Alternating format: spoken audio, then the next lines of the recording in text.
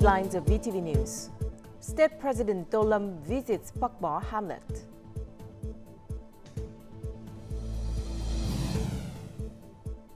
A year after the terrorist attack in Dak Lak province.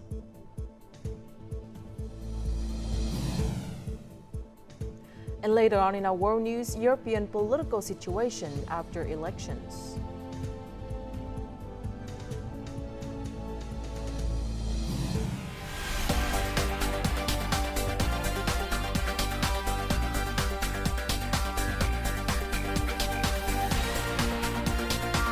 Broadcasting from Hanoi, the capital of Vietnam. VTV News starts right now.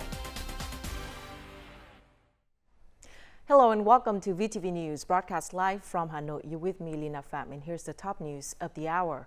During his visit to Cao Bang province, State President To Lam had a meeting and learned about the lives of people in Pak Bo Hamlet, Trường Hà Commune, Hà Quang District. State President To Lam expressed his joy when meeting the people of Pak Bo Hamlet, where Uncle Ho was honored to return after 30 years of searching for a way to liberate the country. At the meeting, the people thanked the party and state for the attentions to improving the lives of people in the border area. They hope that in the coming time, the state would invest in transport infrastructure to develop community tourism. The state president acknowledged the proposals and hoped that the people would continue to unite, support, and share with each other new economic models.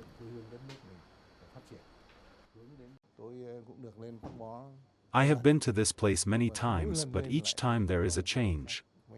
A few years ago, when I came here, I really did not see tourism developed like this. It not only to introduces to the people in the country and international friends, but also to introduce the revolutionary tradition of the homeland. I really hope that relevant authorities will continue to invest in this revolutionary homeland to uphold the source of gratitude and continue to educate our children about that spirit. The state president believed that the effort of the people will contribute to the successful implementation of the country's development goals, especially in ensuring social security, preserving cultural identity, and at the same time, further promoting the beauty and diversity of Vietnamese culture. On June the 10th, State President To Lam visited police officers of Trường Hà Commune, Hà Quang District, Cao Bang province. He applauded the commune police officers' proactive work preventing security and disorder. The implementation of household registration and citizen identification card issuance at a rate of more than 99% has also contributed to innovation in management and ensuring social order in the area. President To Lam hopes that the commune police will actively learn ethnic languages to support the local ethnic people better.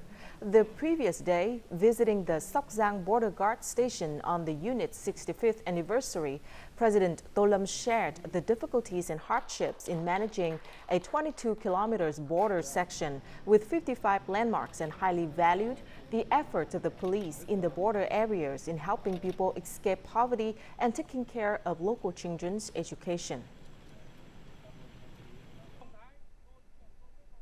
Prime Minister Phạm Minh Chính chaired the conference reviewing the first year of implementing the Prime Minister's directive on removing bottlenecks of project number 6 and promoting connection and data sharing to serve e-commerce development and improving the efficiency of tax administration. More to follow. According to the assessment, after 1 year of implementing the Prime Minister's directive, 5 bottlenecks in the implementation of Project 06 have been identified and resolutely resolved, achieving many positive results, such as providing 25 out of 25 essential public services and more than 4,500 online public service transactions completed on the National Public Service Portal. The National Population Database has been networked and shared with 18 ministries, agencies, and 63 localities. The VNEID applications has been well received by the people, with about 29.3 million people accessing it each month. 100% of students have submitted applications and have priority point considered through the collected population data. On behalf of the government, Prime Minister Phie commended the efforts and achievements of ministries, branches, and locality in implementing Project 06. In addition, the Prime Minister also pointed out a number of shortcomings and limitations that need to be overcome, such as progress in the building of institutions, mechanisms, and policies that remain slow compared to requirements. Digital infrastructure development still has many shortcomings. Tax management, especially tax collection from live stream services and e-commerce in many localities, remain ineffective. I request ministers, heads of sectors, and chairmen of people's committees at all levels to uphold the spirit of responsibility, to mobilize the entire political system to participate, to create movements and development. We need to discuss doing, not to discuss backing down, because this is beneficial to the people and the country.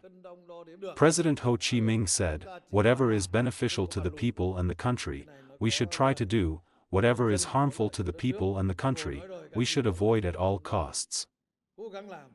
The Prime Minister requested the promotion of digital transformation in tax management, resolute implementation of solutions related to electronic invoicing, especially in e-commerce activities, live stream services, and food and beverage services, and strictly handle violations of businesses that do not issue electronic invoices. From the night of June the 8th to the morning of June the 10th, heavy rain affected localities such as Quảng Ninh, Hải Phòng, and Hà Giang, with some areas receiving nearly 430 millimeters of rainfall, resulting in 3 deaths and several missing persons. On June the 10th, Prime Minister Phie issued an official directive to address the flood consequences and respond proactively to natural disasters in the northern Midland and mountainous region. He extended his deepest condolences to the victims' families on behalf of the government. The Prime Minister instructed local leaders to prioritize searching for the missing, treating the injured, supporting victims' families, monitoring flood developments, and ensuring public safety. Specific tasks were assigned to ministries and local authorities to enhance forecasting, ensure smooth vehicle traffic, and manage dam operations safely to prevent artificial flash floods, with Deputy Prime Minister Trần Lưu Quang overseeing the implementation. On Monday afternoon, Prime Minister Phie reiterated Vietnam's dedication to enhancing its traditional amicable ties with Cambodia during his meeting with the Cambodian Minister of Inspection Ho Hac. He commended Cambodia's recent progress and the notable increase in bilateral trade. The Prime Minister proposed bolstering delegation exchanges, economic connectivity, and promoting peace along the border. He emphasized Vietnam's support for ethnic Cambodian individuals and advocated for reinforcing traditional education to fortify the enduring friendship between the nations. Minister Ho Hac expressed gratitude for Vietnam's assistance and conveyed the Cambodian leader's greetings, affirming a commitment to further bolstering the bilateral relationship. Earlier that day, the Government Inspectorate and the Cambodian Ministry of Inspection collaborated on inspecting procedures and citizen reception policies, sharing insights to enhance capabilities, ensure administrative transparency, and address complaints. Additionally, the two ministries signed a memorandum of cooperation. Compensation, support, and resettlement when the state reclaims land is important policy to ensure fairness and social security. The government's early promulgation of decrees detailing the implementation of articles in the land law is the basis for the National Assembly to allow the early implementation of the land law. Built in the 1950s, 17 wooden apartment buildings in Hanoi are assessed as Level D dangerous and must be demolished to ensure the safety of property and people's lives. 2 apartment buildings, number 11 and number 17 in Hoan Kiem district, will be relocated this June. All residents agree to move, but the compensation price is what everyone is most concerned about. If the authorities ask me to relocate, I cannot go anywhere, even to countryside. The compensation money cannot even buy a place to live. That is a problem. For the people here, the important thing in the guiding documents is that the regulations on land valuation must ensure the principles of objectivity, transparency, and suitability. If the new law can be applied with a new compensation price, it will be very beneficial for the people. The price in the old law is too low. Pricing is based on the market price. Inside the alley is different than outside. Now people just need to wait for the law. The sooner the better. The draft decree regulating compensation, support and resettlement land is quite complicated because it is related to many other laws. 16 documents guiding the land law have been, and are being, developed by relevant ministries and branches. The Ministry of Natural Resources and Environment alone was assigned to develop 10 documents, which have basically met the schedule for submission to the government and the National Assembly. Up to now, the Ministry of Natural Resources and Environment has also submitted 4 decrees detailing the land law to the government. Over the past years, over 70% of complaints have been related to land, including the compensation for site clearance, which is considered unsatisfactory. Therefore, people always expect guidance documents to be promptly issued and come into effect. Coming up next, a year after the terrorist attack in Dak Lak province.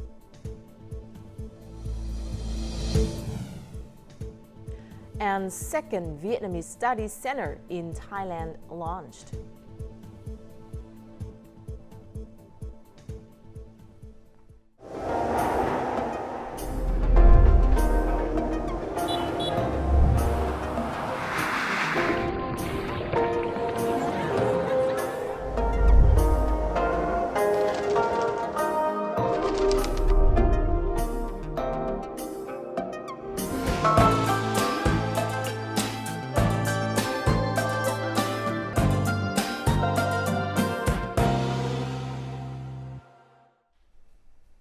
Welcome back to VTV News.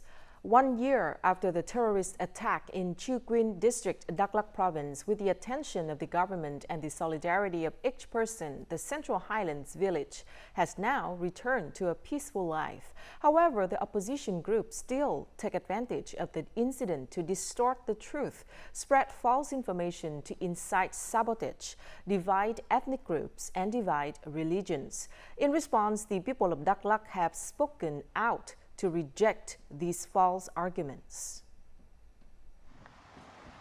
The Yakatu Community People's Committee, one of the 2 locations attacked on June 11, 2023, now has a new look. Administrative activities are operating normally, and the officers and soldiers attacked in the incident have returned to duty. I can't forget that night. The room has been renovated, but when I entered, I still remember the scene that happened. The image in my head still haunts me.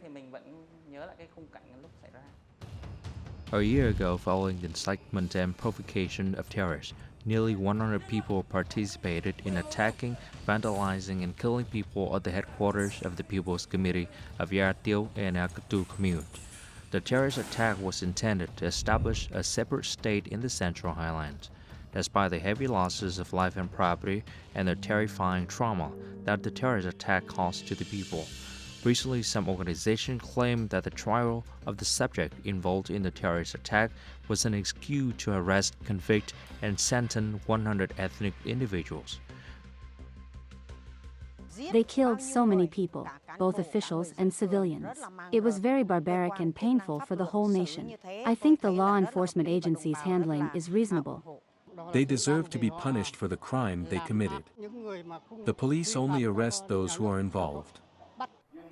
However, a recent report by the United States Commission on International Religious Freedom concluded that Vietnam took advantage of this incident to expand its repressions of the Montagnat Catholic community in the Central Highlands. This is completely untrue.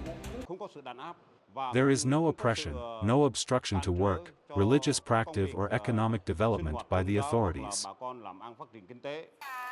This June, more than 5,000 Protestants in Yatiu commune also received great joy when they had a new place to worship. Very happy for the people. Thanks to the leaders of the departments for helping build a place for worship and religious activities.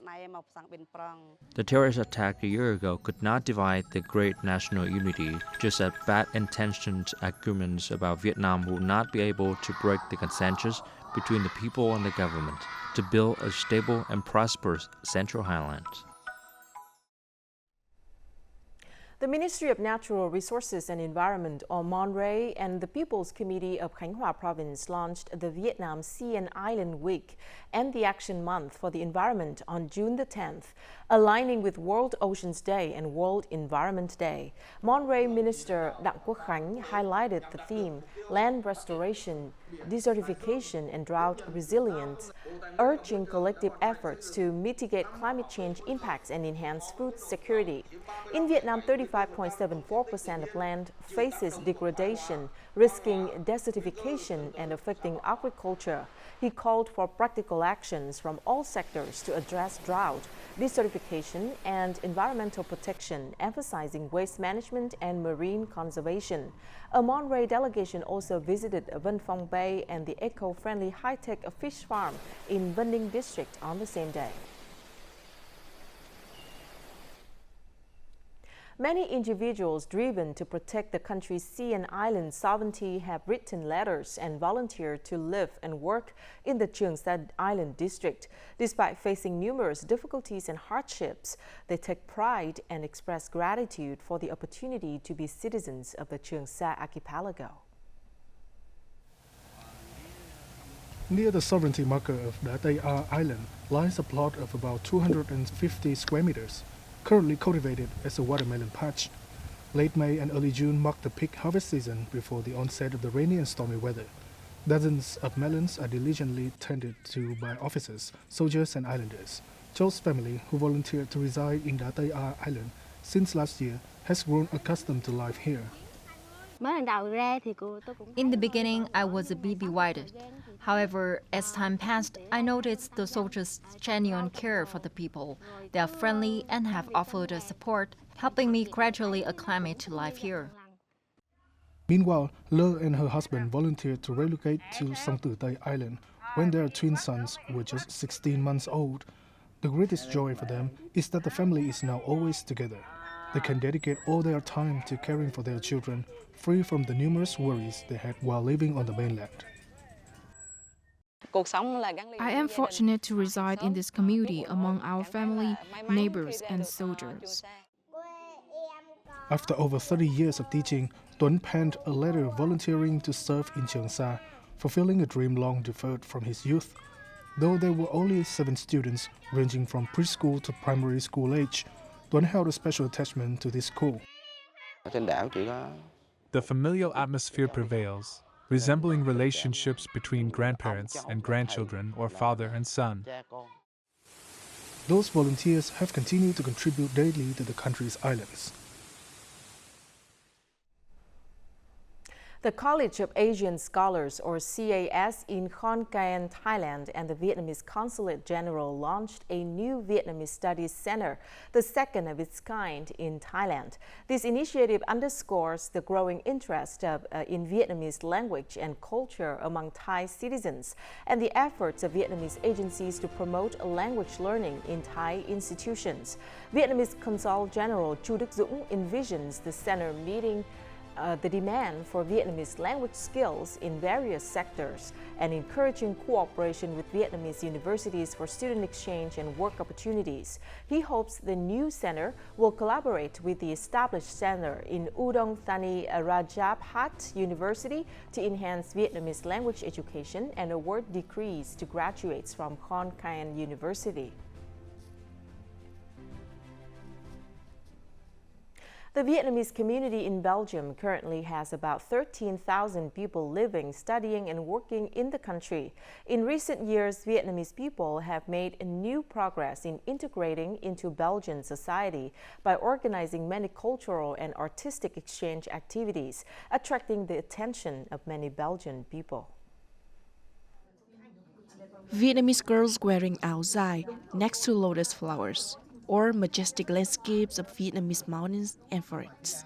These are paintings that have attracted much attention from Belgian people, at an exhibition of paintings by Vietnamese artists in Brussels. I'm really impressed in the way it's been captured in the paintings here. The lotus flowers over there, the simplicity yet the movement of the petals is really impressive. For Belgians studying painting, the interest in painting is a distinctly interesting thing. I mostly like the more abstract ones, so not the traditional Vietnamese flowers and landscapes, but more the one also with like a train coming by.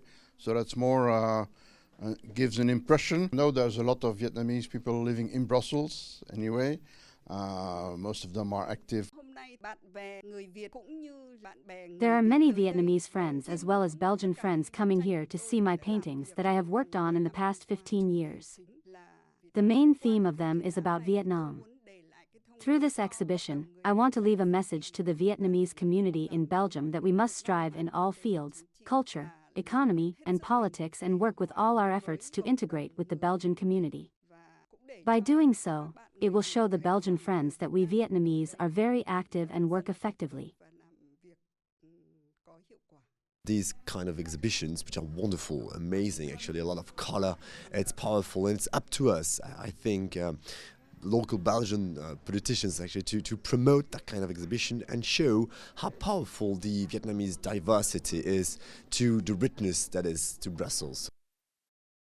Cultural exchange activities such as this exhibition is one of the activities that help Belgian people to have a deeper insight into Vietnam.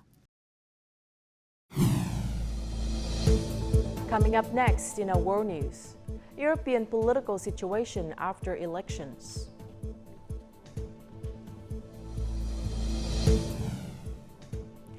And India's Narendra Modi sworn in as Prime Minister for a third term.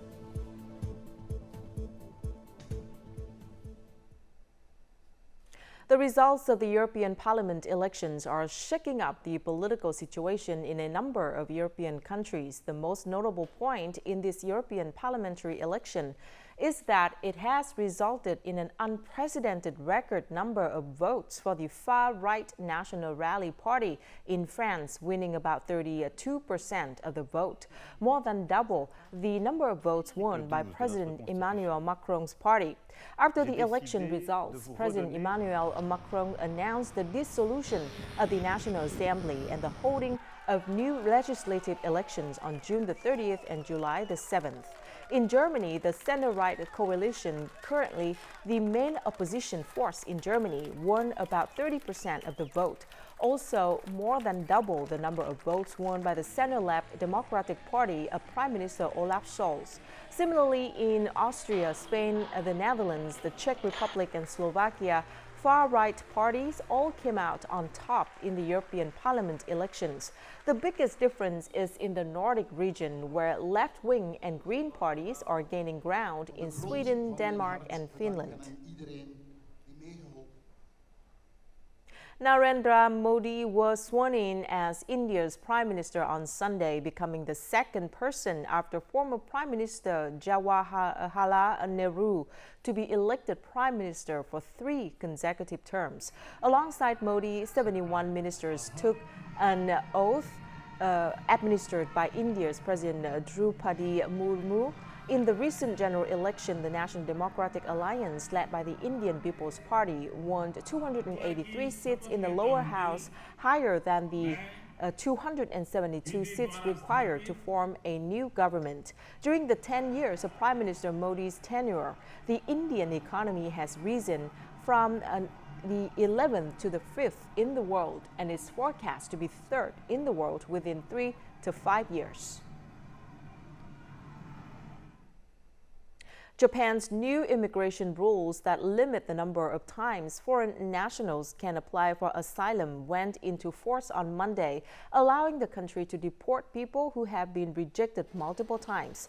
Those who have submitted 3 or more asylum applications are now at risk of deportation under the country's revised Immigration Control and Refugee Recognition Act if they fail to present reasonable grounds to support their case to stay. Previously, Japan could not deport a foreign national whose application for refugee status was being processed, but the changes were made as authorities believed the system was being abused by those making repeated claims in an attempt to remain in Japan. One of the destinations that scuba diving enthusiasts want to explore is the world's deepest swimming pool located in Dubai in the United Arab Emirates. Not only can they obtain a novel diving experience, but they can also explore stunning underwater attractions resembling a sunken city. Spanning 1,500 square meters and plunging to a depth of 60 meters, the Dubai Deep Dive Pool has been recognized by Guinness World Records as the world's deepest swimming pool. It's the world's deepest facility, 60 meters, 200 feet, and it's the world's largest deep facility at 15 million liters, nearly 4 million gallons. And then there's a range of technology, a whole sunken city to explore. This extraordinary indoor pool is filled with 14 million liters of fresh water, the equivalent of 6 Olympic-sized swimming pools.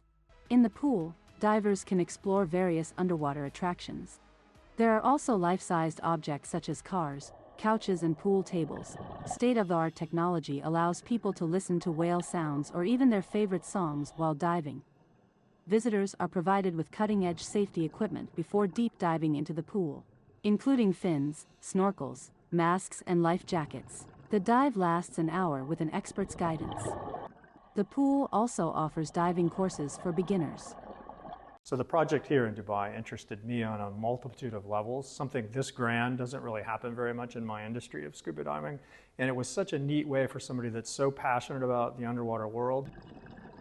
Deep Dive Dubai has also become a social media hit, with influencers posting videos of their dives and couples taking underwater engagement photos.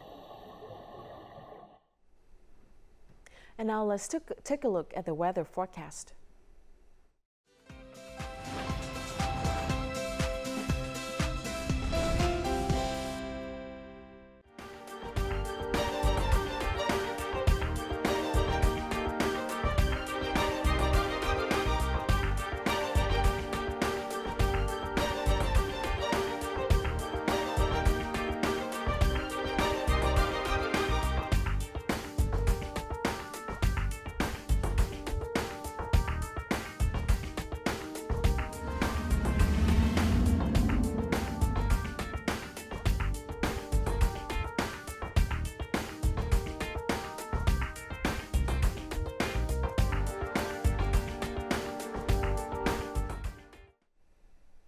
And that's it for this edition of VTV News. Thank you very much for watching. To rewatch our program, you can download VTVgo from App Store or Google Play, or tune in our YouTube channel at youtube.com/VTV4Go. See you again at 3 p.m. local time. Goodbye for now.